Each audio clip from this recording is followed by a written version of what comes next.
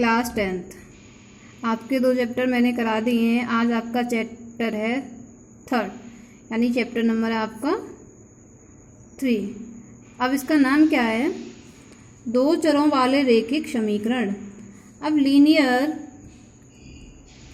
Equation in 2 variable, इसके नाम से ही पता पड़ रहा है कि कोई इक्वेशन है उसमें कितने वेरिएबल हैं? 2 वेरिएबल हैं।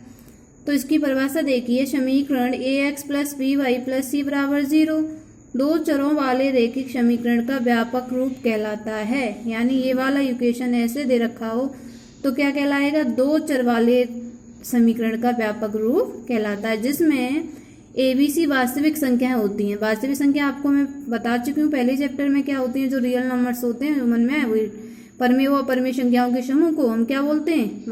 वास्तविक संख्या कहते हैं। तथा a = 0 ना हो, b = 0 ना हो, a ≠ 0, b ≠ 0, 0 नहीं होना चाहिए। अगर ये 0 हो गया तो वेरिएबल 0 हो जाएंगे, हमारे चर 0 हो जाएंगे, तो हमारा कैसे नहीं रहेंगे? 2 चरों वाले रैखिक समीकरण नहीं रहेगा।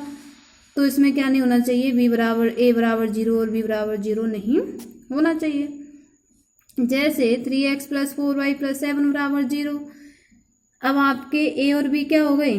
3 4 चर हो गया आपका, एक x हो गया, एक क्या हो गया? y हो गया। एक x हो गया और दूसरा चर क्या हो गया इसमें? y। तो इसमें कितने चर हैं? 2, 1 और 2। अब चरों में आपके 2 इक्वेशंस दी होती हैं।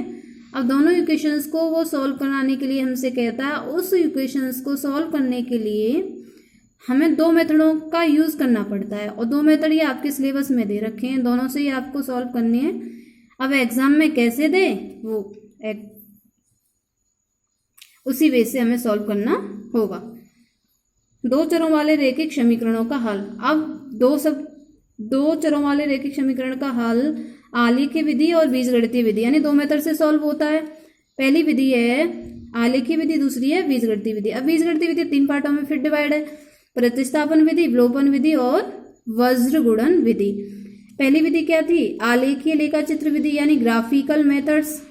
अब इसको आलेखीय विधि बोल सकते हैं, लेखाचित्र विधि बोल सकते हैं, ग्राफिकल मेथड्स बोल सकते हैं। अब इसमें आलेखीय विधि में आपके टाइप्स होते हैं 3। पहला टाइप है प्रच्छेदी रेखाएं। अब ग्राफ्स आपको, मुझे पता है लॉकडाउन में आपको ग्राफ पेपर नहीं मिलेंगे, आप अपनी कॉपी पे, सिंपल कॉपी पर अच्छे से कर सकते हैं। अब ये x एक्सिस है, ये y एक्सिस है। अब इसमें क्या है? ये 0 है। अब कोई रेखा ऐसे करके ये जा रही है, वो क्या है? a1x + b1y + c = 0। दूसरी रेखा क्या है? a2, ये वाली रेखा, a2x + b2y + c2 = 0। अब दोनों रेखाएं जो प्रच्छेद कर रही हैं, एक कॉमन पॉइंट पे कर रही हैं, यानी एक बिंदु पे कर रही हैं। तो ऐसी रेखाएं जो किसी एक कॉमन पॉइंट पे मिलती हों, प्रच्छेदी यानी इंटरसेक्टिंग लाइन कहलाती हैं।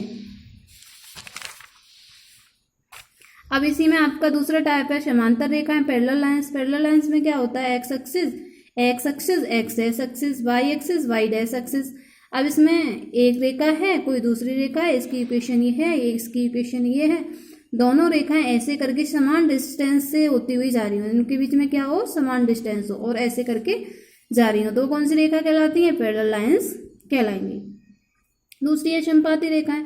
x एक्सिस है, ये y एक्सिस है। ऐसी कोई रेखा ऐसे करके जा रही है, फिर इसी पे दूसरी रेखा जा रही है, ऐसी रेखा जा रही है ऐसे करके, इसी पे कोई दूसरी रेखा जा रही है, तो ऐसी रेखा को हम समपाती रेखाएं कहते हैं। इक्वेशन दोनों की ये रही। संगत युग्म, कंस्टेंट पेयर। अब कंस्टेंट पेयर में आपकी कंडीशंस बनेंगी, वो आपको देखनी है अच्छे से। आपकी 2 इक्वेशंस है, ये दे रखी। संगत युग्म में 2 युग्म होते हैं आपके, एक संगत युग्म होता है कंस्टेंट पेयर, और दूसरा होता है असंगत युग्म, इनकंसिस्टेंट पेयर। पहले संगत युग्म में आपको 2 कंडीशंस पढ़नी है, असंगत में 1 कंडीशंस पढ़नी है।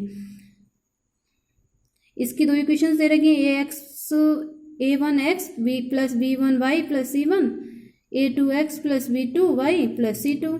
अब ये दोनों जब a1 और a2 का भाग दें, यानी अपोन में रखी जाए, और जब b1 और b2 का अपोन में रखी जाए, दोनों का इक्वल ना हो, नॉट इक्वल आना ही क्या कहलाता है? प्रतिच्छेदी रेखाएं कहलाती हैं। इसके अद्वितीय हल होते हैं, यानी इसका अद्वितीय हल होता है, इसका एक ही हल निकल के आएगा तथा रेखाएं कैसी होंगी? प्रतिच्छेदी रेखाएं होंगी, एक दूसरे को इंटरसेक्ट कर रही होंगी। अब इसी में दूसरा टाइप है, कोई दो इक्वेशंस दे रखी हैं, ये दे रखी।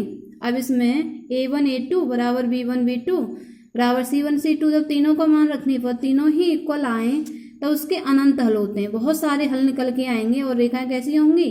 संपाती होंगी। कैसी रेखाएं होंगी? संपाती। अब इसी में मैंने टाइप बताया था असंगत युग्म, इनकंसिस्टेंट पेयर। इनकंसिस्टेंट पेयर में क्या होता है? दो इक्वेशंस आपकी दे रखी हैं।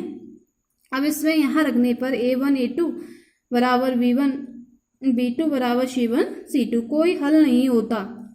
अब इसमें क्या होगा?